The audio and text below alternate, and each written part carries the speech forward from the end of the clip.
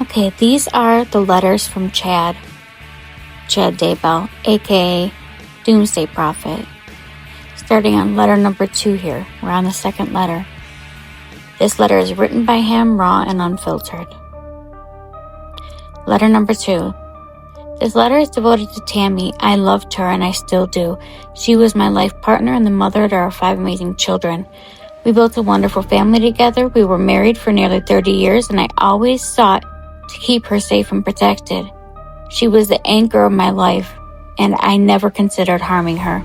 Tammy had increasingly severe health issues in the final months of her life, but very few people knew about them. She was an intensely private person who rarely shared personal details with others, much less that her health was suffering. She would put on a brave smile in public and act as if nothing was bothering her. But even those of us who knew about her health struggles never expected her to pass away so suddenly, and her death has somewhat overshadowed the remarkable woman she was.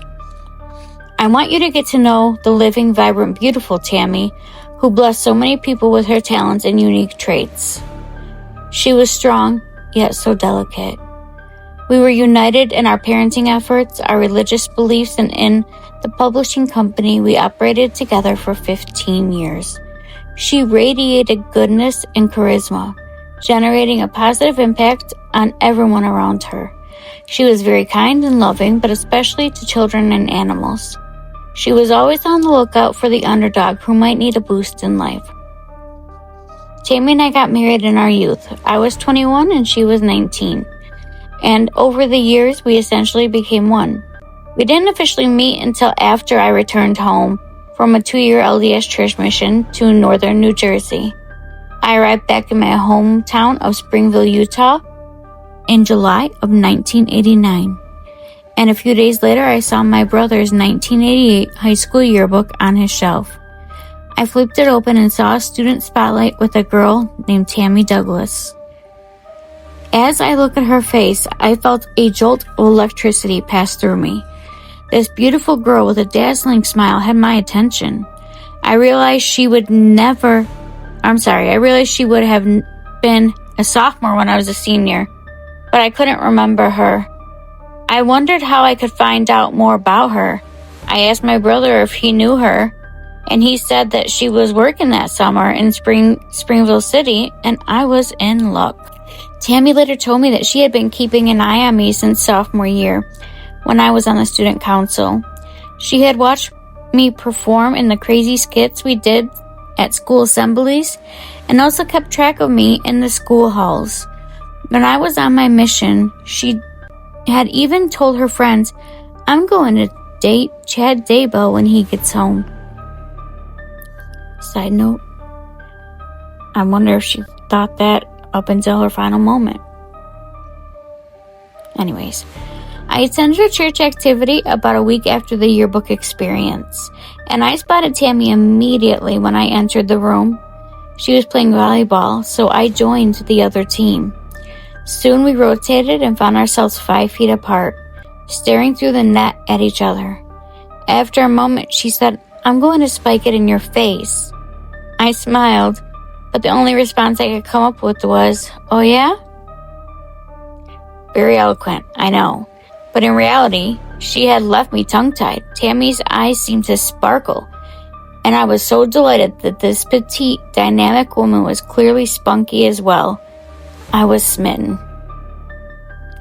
When I got home, I couldn't get her out of my mind, so I called her and asked her on a date. I was very relieved and excited when she accepted. Her parents later told me Tammy had happily danced around the living room after she hung up the phone. Our first date went great, and we became inseparable right from the start. We were both attending BYU Provo that fall and working part-time, but we spent every spare moment together. We became engaged to be married the night before Thanksgiving. I had been thrilled to discover Tammy loved music as much as I did, including some alternative bands such as Oingo Boingo and Depeche Mode. We loved to blast their songs in the car and sing loudly along. As Christmas approached, I told Tammy I had gotten her a gift she would love. But but I had discovered she was a bit of a prankster, and I had become her new favorite target. So I decided to give her a little payback. I had been given a pair of really nice writing pens in a small rectangular box. On Christmas Day, I handed her the wrapped box, and she eagerly opened it. I kept a straight face, and she pretended to be happy with the 2 pens. I said, "I thought you could use them at work. They're really nice."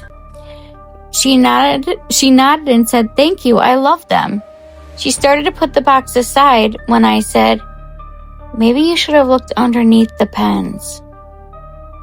She removed the pens to find 2 front row tickets to an upcoming Oingo Boingo concert. She let out a relieved laugh, then bowled me over, showering me with hugs and kisses. We were married in the LDS Temple in Monte, Utah in March of 1990, just over 7 months after we met. We held our wedding reception that evening in Springville Art Museum, and seemingly half the town showed up to congratulate us. Tammy was a lovely bride, and I felt like the luckiest man on earth. We rented an apartment in Springville, and we really loved being newlyweds. I had a full scholarship to BYU and worked part-time, and Tammy accepted a full-time secretarial position with Springville City that paid quite well. So we felt rich. We loved to eat at several favorite restaurants, go to movies, and just be together. We had a fabulous time at the Oingo Boingo concert, and those first couple of years of marriage attended several others, including a very crazy B-52 concert where we danced the night away. Going to concerts continued throughout our marriage, and we would take our kids along as they got older. We loved to hold family dance parties with our kids in the front room, even after moving to Idaho. Even now, the children tell me they'll get in the car and certain obscure but meaningful songs will often be on the radio, and it feels like Tammy is saying she's nearby. Pause. I have a question, Chad. Are you wondering that while you're in the car with your current wife? The one after? Lori? Are you thinking about, is your wife in the car with your new wife? Just had to ask, a friend of a friend had a question. Maybe those songs on the radio are just a coincidence, but either way, it reminds our children of their wonderful mother and the fun we had as a family. I was grateful for Tammy's complete faith and trust in God. In early 2004, I felt we should start our own book publishing company. I knew it would be a challenge, but I sensed it would be very successful. I told Tammy my feelings, and although she was apprehensive about the idea, she agreed to pray about it. In response, she said she received the strongest spiritual confirmation of her life and that we should move forward with it. We formed Spring Creek Book Company the following month, and by the end of 2004, we had published 24 books by several talented authors. We sold our books in hundreds of stores across the United States, including Borders and Barnes & Noble. We published several bestsellers, and over the years, we produced more than 100 books by 55 different authors. We won several awards from bookseller organizations, and Tammy deserved the credit. She was the backbone of the company, and she made great things happen through our promotional ideas and internet marketing. Tammy's mom, Phyllis, joined the company as our lead salesperson, and the two of them were a dynamic duo in selling books. I will stop here, but in the next letter, I will discuss our family's move to Idaho in 2015.